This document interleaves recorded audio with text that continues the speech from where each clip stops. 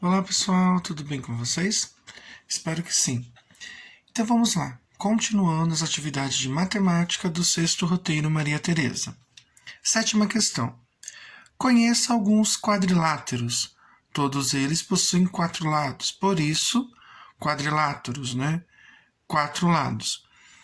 Observe cada um e descubra alguma de suas diferenças. O trapézio, o quadrado, o retângulo e o losango são todos quadriláteros, todos possuem 4 lados. E, eles têm diferentes formatos, Escolha uma das figuras ao lado e faça um desenho utilizando-a. Então vamos lá, um exemplo. Vou desenhar uma casa. É para escolher uma das figuras, Eu posso escolher o retângulo para fazer a porta, o quadrado para fazer a janela, o trapézio para fazer o telhado e assim, sucessivamente. O meu exemplo é a casa, mas vocês usem suas imaginações, suas criatividades para fazer, elaborar outros desenhos. Triângulos. Oitava questão. As figuras que possuem 3 lados são chamadas de triângulos. Observe, 1, 2, 3. 1, 2, 3. Todas elas são triângulos, pois possuem 3 lados. Desenhe triângulos diferentes unindo os pontos da malha pontilhada. Então, tem esses modelos aqui de triângulos, vocês têm que fazerem, outros triângulos diferentes, Lógico, pega uma régua para não sair torto, para não sair feio os triângulos. Abaixo, tangram. Nona questão. Com o tangram, você pode construir muitas figuras. Que tal montarmos alguns animais encontrados no livro, Os Animais do Mundinho? Gente, o que acontece? O tangram é o quê? É um quadrado maior, cheio de figuras geométricas dentro.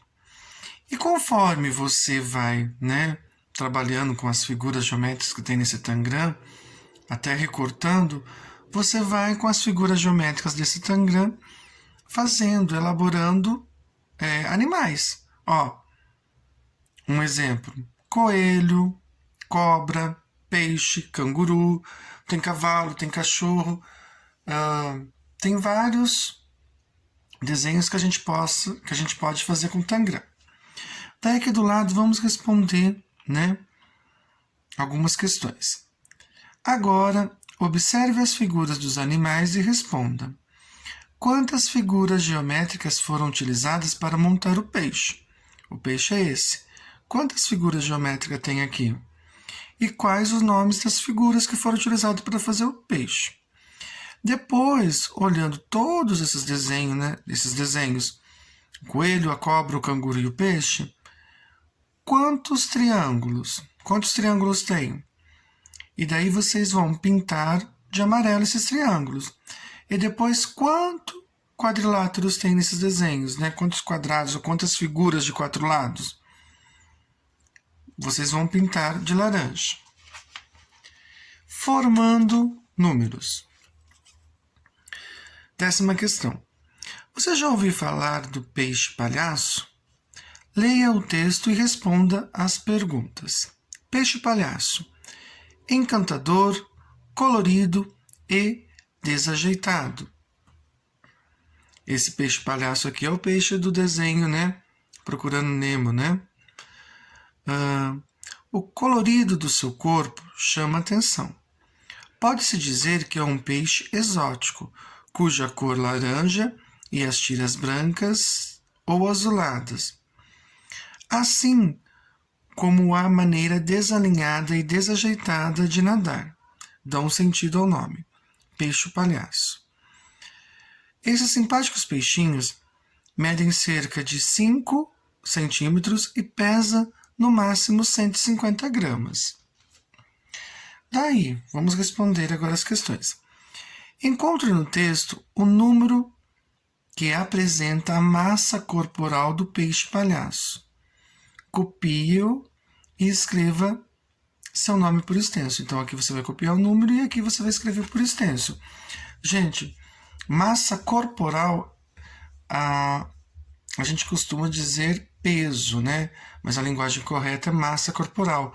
Quando eu vou a uma farmácia e vou me pesar, a gente fala pesar, a gente está o quê? A gente está pesando, mas é a massa corporal, né? Então vamos lá. Utilizando os algarismos 1, 5 e 0, quais números de 3 algarismos você pode formar além dos 150? Então aqui, usando esses 3 números, vocês vão formar outros números, né? Com 3 casas, então outras centenas, e depois escrever por extenso, tá bom? 11ª questão. Observe os números encontrados na atividade anterior.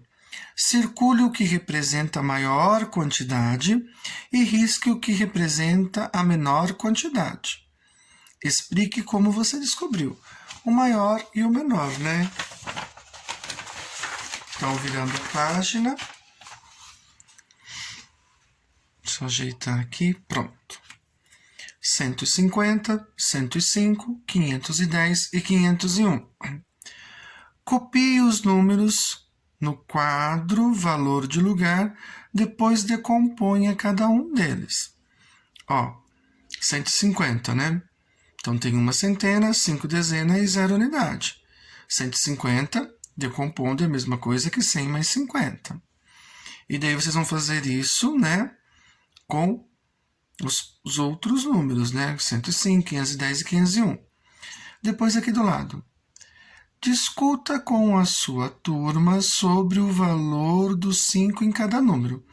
Quanto ele vale no 150? Então, gente, a gente tem que ver o valor posicional. E que casa está o número 5? Então, aqui eu sei que é unidade, dezena e centena. Então, quanto vale o número 5 aqui? 5 dezenas, ou 50, né? E no 105? Qual que é o valor do número 5 aqui? Em que casa ele está? Qual é o valor posicional? E no 510? E no 501? Continuando, pensando sobre o valor do algarismo. Gabriel escreveu um número no quadro. Observe. Então, você vai escrever esse número do quadro por extenso e decompor, né?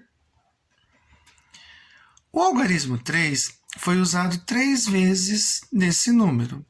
Ele representou o mesmo valor em cada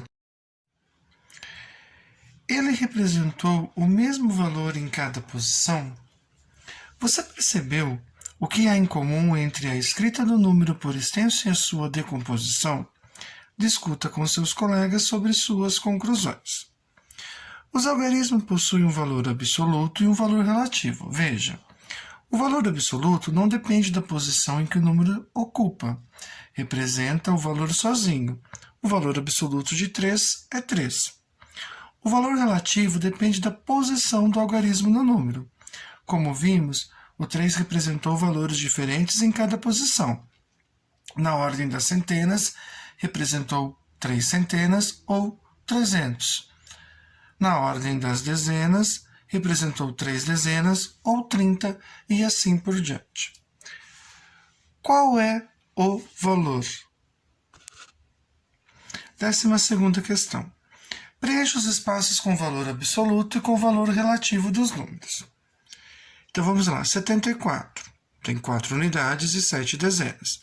O valor absoluto não, como nós vimos, né, na página anterior, não depende da posição em que ele se encontra. Então, se é 7, ele vai ser 7. E o valor relativo depende da posição que ele está. Ele está na casa da dezena, então 7 dezenas, 7 vezes 10, 70. E assim, você vai fazer a mesma coisa com o número 158, 93 e 262. Usando o material dourado. Então, aqui nós temos uma placa que tem uma centena ou 100 unidades. uma barra com uma dezena ou 10 unidades e um cubo com uma unidade. 13ª questão. Descubra qual o valor formado preenchendo o quadro valor de lugar. Então aqui tem a casa da centena, dezena e unidade. Vocês vão ver pelas figuras do material dourado que número que forma. E depois aqui está escrito assim, ó. No último número formado, as peças não estão organizadas. Você acha que faz alguma diferença na quantidade total? Olhando aqui o último, essas peças que não estão organizadas. Faz diferença? Sim ou não? Um forte abraço e até as próximas atividades.